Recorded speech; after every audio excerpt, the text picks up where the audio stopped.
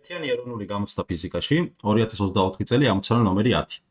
ურჭელი, რომელშიც ასხია რho სიმკვრივისა და h სიმაღლის სითხე მოძრაობს ვერტიკალურად ქვემოთ მიმართული ჟ-მეოთხედი. აჩქარებითო. დავწეროთ მოცემულობა.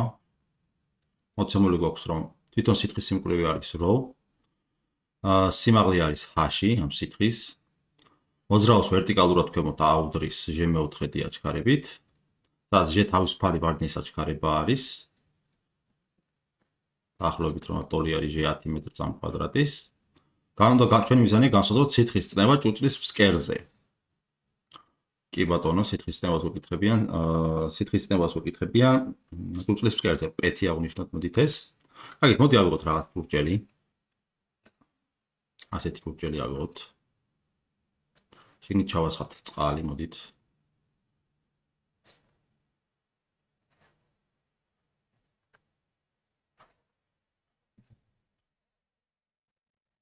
ასე წყალი ჩავასხით.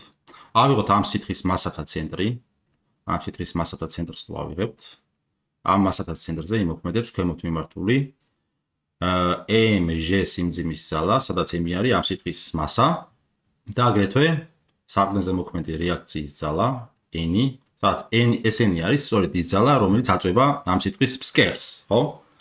და ეხლა მოდით გვითხრეს, რომ ეს ჩვენი სითხე ჭურჭელი თავისი თხიანად მოძრაობს ჟ-მეოთხედი აჩქარებით ვერტიკალურად ქვემოთ, შემოვიტანოთ მოძრაობის მიმართულებით y ღერძი და ჩავწეროთ ეხლა ამ მასათა ცენტრზე, ანუ ამ წყალზე, ჭურჭელზე და წყალზე მოქმედი ძალები, ძალთა ტოლქმედი. ამ სხეულზე, ამ მასათა ცენტრზე მოქმედებს mg სიმძიმის ძალა, დამატებული n რეაქციის ძალა, რომელიც ამ ძალთა ტოლქმედი ნიუტონის მეორე კანონიდან სხეულს უნდა ანიჭებდეს აჩქარებას ჟ-მეოთხედს და ტოლი უნდა იყოს მასისა და აჩქარების ნამრავლის.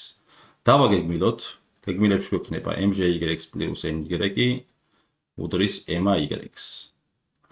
ჟ-ის გეგმილი, ჟ-ს გეგმილი y ღერძი არის პირდაპირ ჟ, ამიტომ mg გვექნება, რადგანაც ერთი წრფი გასწვრივ არის, n და y ურთიერთსაწინააღმდეგოდ არის მიმართული, ამიტომ აქ -n გვექნება, რომლის ტოლი იქნება სხეულის მასისა და აჩქარება და y ღერძი ერთი წრფის გასწვრივ არის და თან ჟ-მეოთხედის ტოლი, ანუ mg მეოთხედი გვექნება.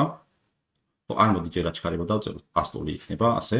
სადანაც n-ისთვის მივიღებთ, n-ი ტოლი ყოფილა mg-ს minus ma, გავიტანოთ m ფრჩხილებს გარეთ, იქნება ჟ-ს minus a, ეს ტოლი იქნება m ჯერ ჟ-ს minus აჩქარება მოცემულობით არის ჟ-მეოთხედი, ეს ტოლი იქნება m ჯერ ჟ-ს minus ჟ-მეოთხედი არის 3 ჟ-მეოთხედი, ანუ 3 m-ჟ-მეოთხედი, 3 m-ჟ-მეოთხედი ყოფილა n, ხო? ესე იგი 3 m-ჟ-მეოთხედი გავწერთ. ესე იგი n უდრის 3 m-ჟ-მეოთხედს. ეს გავარკვიეთ. და ეხლა წნევა რა იქნება? ჭურჭლის ფსკერზე მოქმედი წნევა იქნება ამ წნევის ფართზე მოსული ძალა, რომელიც n-ით გვაქვს აღნიშნული. ეს ტოლი იქნება n არის 3 m-ჟ-მეოთხედი, ესე იგი 3 m-ჟ-მეოთხედი. კიდე იყოფა s-ზე. ასეთი გამოსახულება მივიღეთ, ეს ტოლი არის. ეხლა თუ გავითვალისწინებთ, რომ m თავის სიმკვრივესთან არის შემდეგი სახით დაკავშირებული, 3m იქნება ρv, ჟ შეფარდებული 4s-თან და თავის მხრივ ეხლა ეს ტოლი იქნება 3 რო ჯერ v არის ფუძის ფართობი s-ი გამრავლებული ამ სითხის სიმაღლეზე, h-ზე. და კიდე ჟ გვაქვს აგერ. ანუ აი ეს გამოსახულება გადავწერეთ აი ამ სახით, მეტი აღარ გვიქნია. შეფარდებული 4s-თან s-ები შევეკვეცება და მივიღებთ, რომ ეს ტოლი არის 3 მეოთხედი როჟ-h. სტოლი.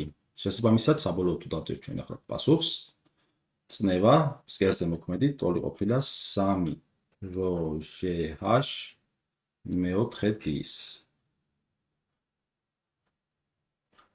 ეს კი არის პასუხი G.